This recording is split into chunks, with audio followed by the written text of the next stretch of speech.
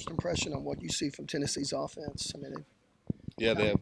you Good. scored a bunch of points. Yeah, that's what they do. They're really high-powered offense. A lot of great players all over the field. Tempo, tempo, tempo. Is that just the name of the game for Tennessee, the tempo? Is that much different than you guys have seen? I mean, with Levy, it was a little bit like that. We haven't really faced an offense quite like that. It's going to be challenging for sure, but we have all the tools necessary to handle that. What do you make of just what they have up front, offensive line? Very experienced offensive line. Probably the best we're going to see, hear it from, kind of the season, how it's been. But just got to be, we have a lot of good guys up front, so I'm excited for that. How beneficial do you think it is for you guys that the last 2 seasons you've gone up and practiced against Jeff Levy's offense, and him and Heupel have a similar system? Yeah, I mean, it's not, it doesn't hurt at all. You're going to have to try and, kind of make that environment in practice. You got to practice fast, go through as many plays as you can. That's how it's going to be in the game. And so we're really just trying to, kind of simulate that. Danny, with that tempo, how important is it that you get that signal in real quick? Yeah, I mean, it's everything. You got to have a call before you can do anything. So everyone has to be on point. Everyone has to be looking at the sideline, get the call, and just be able to communicate and play fast. Also, you played a lot of games here. Just how much are you looking forward to seeing what this is like on Saturday and this crowd and everything you're expecting for this one? I mean, hopefully it's pretty good. Usually games start out great. I think fourth quarter it wasn't to the standard, but I'm sure Bob Stoops would call out the fans or do something like that. Need a little extra juice for this one. It wouldn't hurt. I think it's only going to help us, with a kind of a younger quarterback. I think that's what you kind of need.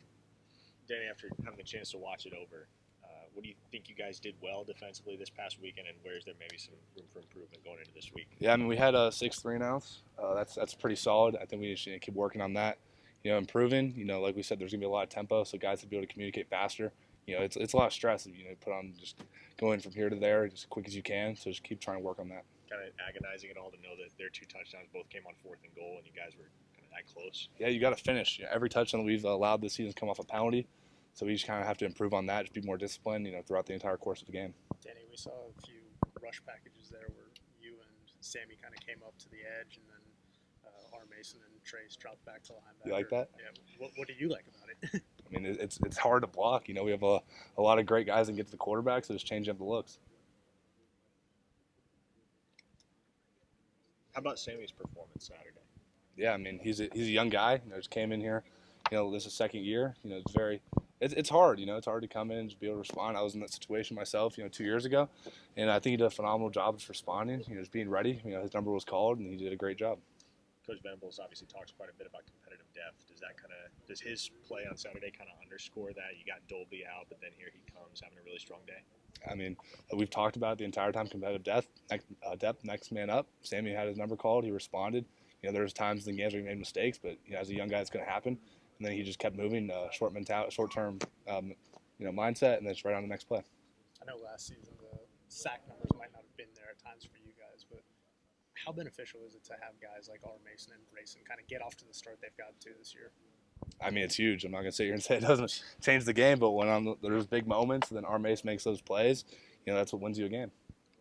Danny, as someone who seems to kind of really have embraced the history of OU football, what do you know about Josh Heupel and, that 2000 team? I mean, he played before I was born. I know he was a great quarterback.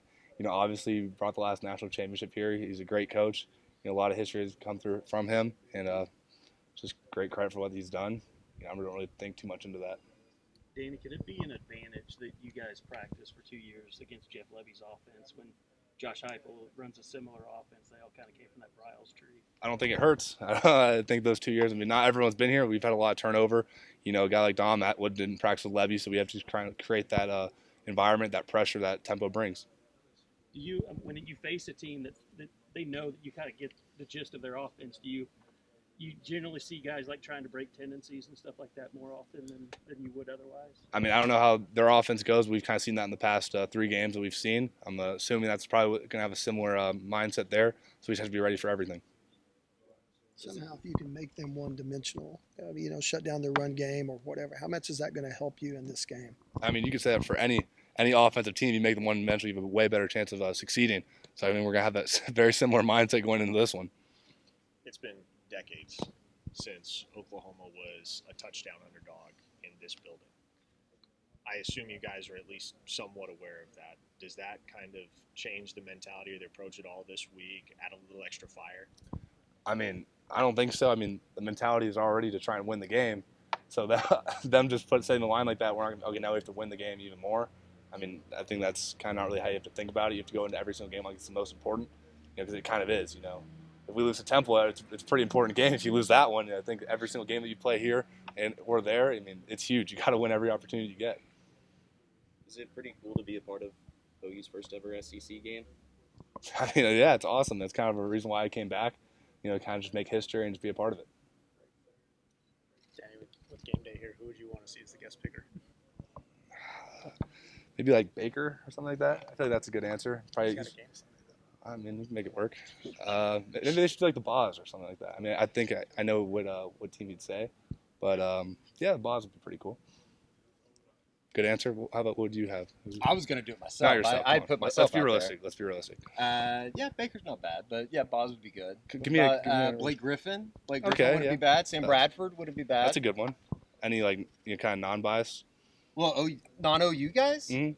I don't know. Maybe Ryan Walters, the Secretary of Education. I like that. That's a good one. It'd be interesting. That's a good one. I think that'd definitely be interesting. Perfect. That sounds good. Maybe get Mike Hawk out there. That'd be cool too. That's my vote. Lana Del Rey. Yeah, sure. She can sing. All right, we good? Yeah. Perfect. I can